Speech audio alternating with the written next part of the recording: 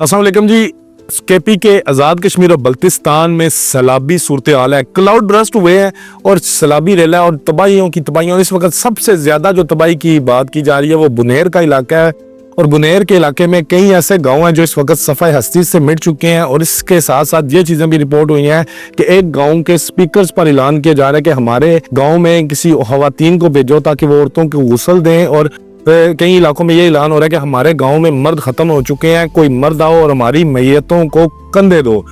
और इज्तिमाई कब्रें खोदी जा रही हैं, 100 150 बंदे की। इस तरह की तबाही हुई है और इसमें वफाकी हुकूमत, दूसरी हुकूमतें सब जो है मिलजुल कर काम कर रही हैं। वजीर आजम साहब का ये बयान भी आया है कि हम चारों सूबों की अगर हमें जो रेस्क्यू टीमें हैं वो इकट्ठी करके वहां पे लगानी पड़े तो तब भी हम उसके लिए तैयार हैं। पूरी सपोर्ट है, इंशाल्लाह ताला रेस्क्यू ऑपरेशन चल रहे हैं।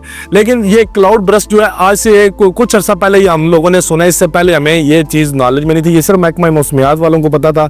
जैसे जैसे सोशल मीडिया तेज़ हुआ है, दूसरे मीडियम्स तेज़ हुए हैं, तो उनसे ये चीज़ें हमें मालूम हुई हैं। सबसे जो नज़दीक तरीन अगर मैं क्लाउड ब्रस्ट की बात करूँ तो वो कोई दामना में हुआ जिससे पूरा इस्लामाबाद डूब गया। उसके बाद चकवाल में और इसी तरह गिलगित बल्तिस्तान के इलाकों में क्लाउड ब्रस्ट। इससे पहले लैंड स्लाइडिंग होती थी, बर्फ पिघल कर आ जाती थी, बहुत से मामले। लेकिन क्लाउड ब्रस्ट नहीं होता था। क्लाउड ब्रस्ट होता क्या है? क्लाउड ब्रस्ट ये होता है कि जमीन का जो बादल का नीचे वाला हिस्सा होता है उसका और जमीन का जो टेम्परेचर है जब वो बढ़ जाता है तो जो बादल से बारिश होती है तो वो बुखरात बन के वापस लौट जाती है बादल में। बादल के अंदर जो पानी रिलीज हो रहा है वही वापस जा रहा है तो उसका हुजम बढ़ जाता है। और जब पानी का हुजम बढ़ता है तो वो बादल ब्रस्ट कर जाता है।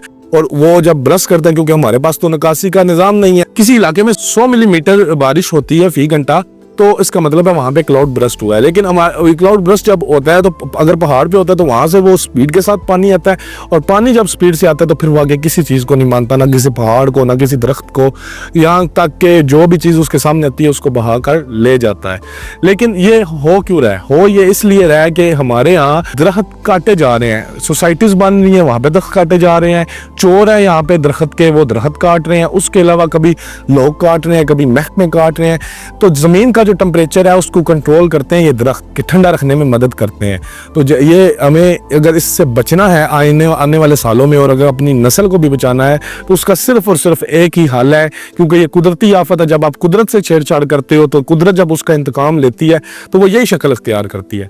आज हमने अपने हजारों कीमती लोगों को गवा दिया है और वो भी एक कुदरती आफत से। अब हमारी जो निकासी और जो हमारे सीवेज के निज़ाम है इससे आप बाखूबी वाकिफ है।